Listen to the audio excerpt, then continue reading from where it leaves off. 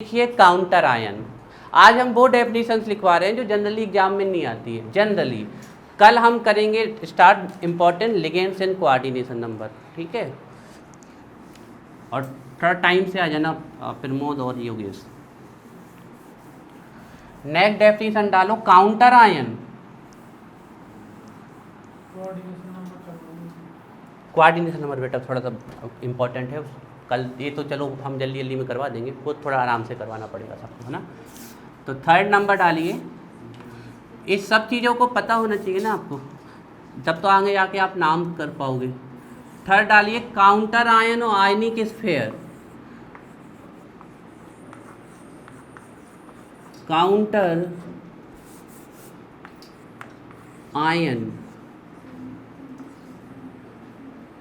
Ions लिख सकते हो, एक से ज़्यादा होते हैं, एक भी हो सकते हैं। और आयोनिक स्फीयर,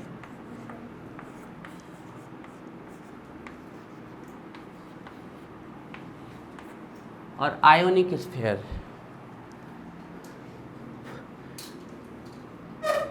स्पीसीज नहीं बोल पाओ तो एटम, मॉलिक्यूल और आयन, ये तीनों में से कुछ भी हो सकते हैं। जनरली ये आयन्स ही होते हैं क्योंकि आयनिक बॉन्ड बनाते हैं। स्पीसीज आप ब्रैकेट में लिख सकते हो आयन्स, क्योंकि ये जनरली क्या 100% आयन्स ही होंगे। Species present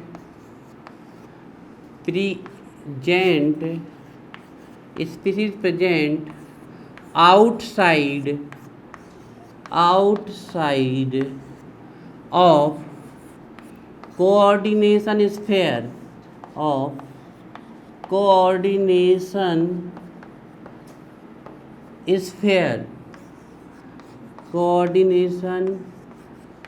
sphere, called counter ions,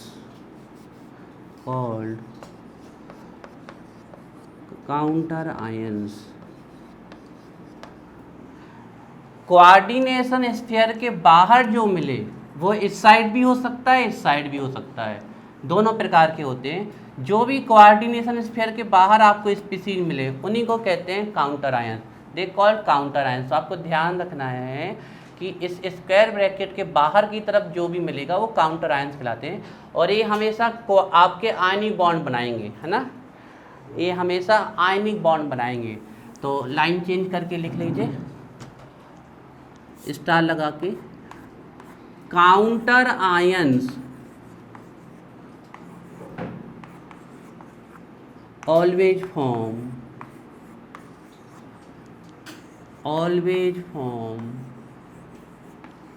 ionic bond,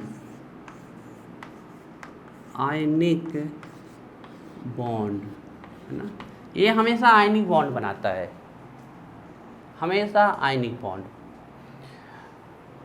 अब ए हो गया, ए बी हो गया कोऑर्डिनेशन एंटिटी, आपका कोऑर्डिनेशन स्फीयर भी होगा। एक लास्ट चीज़ और लिख लीजिए, सेंट्रल मेटल एटम और आयन।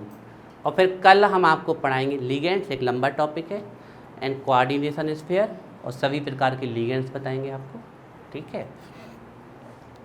एग्जाम्पल फिर से यही लिखाना, ठीक है, हर बार एग्जाम्पल में यही, और जो पूछा गया ना उसी में इसको इंडिकेट कराना। अगली हेडिंग डालिए सेंट्रल मेटल एटम और आयन। अगर इसकी ऑक्सीडेशन स्टेट 0 आई तो ये एटम कहलाएगा, और अगर ऑक्सीडेशन स्टेट आ गई तो फिर ये आयन कहलाएगा। कौन से नंबर की डेफिनेशन है? तो फोर्थ नंबर डाल लीजिए, सेंट्रल मेटल एटम और आयन। सेंट्रल मेटल एटम और आयन, ये हमेशा एक ही मिलेगा। जब ब्रिज कॉम्प्लेक्स आएंगे तो ये 2 मिलेगा। देखिए जो ये यहाँ पर रखा होता है, जो लिगेंड से इलेक्ट्रॉन पेयर को एक्सेप्ट करता है और कोऑर्डिनेट बॉन्ड बनाता है, दिस वन, इसी को बोलते हैं सेंट्रल मेटल एटम और आयन। लिखिए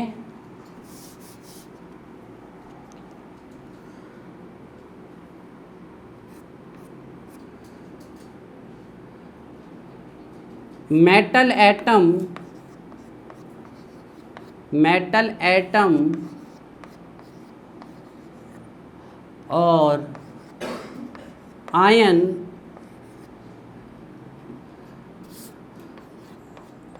formed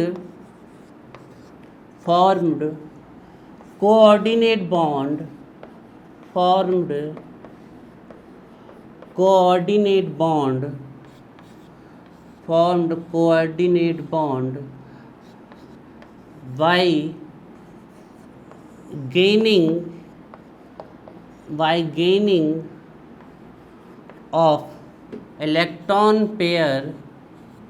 by gaining of electron pair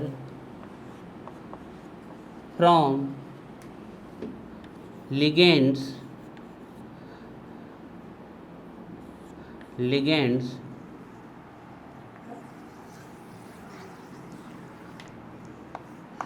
metal atom or ion formed coordinate bond by gaining of electrons. कहाँ पर?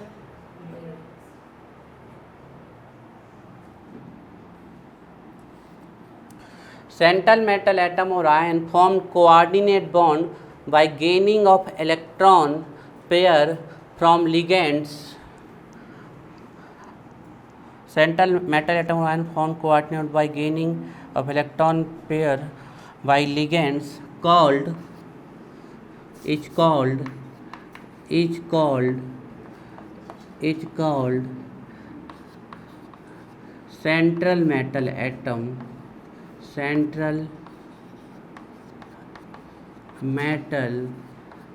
atom और आयन। देखिए ये मेटल एटम भी हो सकता है, मेटल का आयन भी हो सकता है। अगर इसकी ऑक्सीडेशन स्टेट 0 आ गई तो ये मेटल एटम है, और अगर इसकी ऑक्सीडेशन स्टेट कोई भी चार्ज आ गया, जनरली क्या हमेशा ही पॉजिटिव चार्ज आएगा यहाँ पर, तो ये कहलाएगा आपका आयन।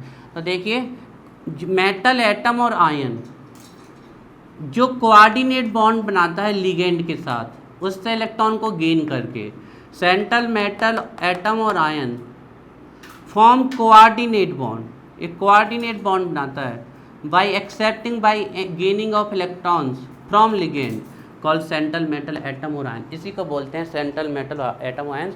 और फिर से आप यही एग्जाम्पल इसमें लिख सकते हो, इसको इंडिकेट कर देना। हर बार एग्जाम्पल आप यही लिख सकते हो, फिर तो अभी बहुत सारे एग्जाम्पल आपको याद हो जाएंगे। कुछ भी इसी में स्टार लगा के लिखिए।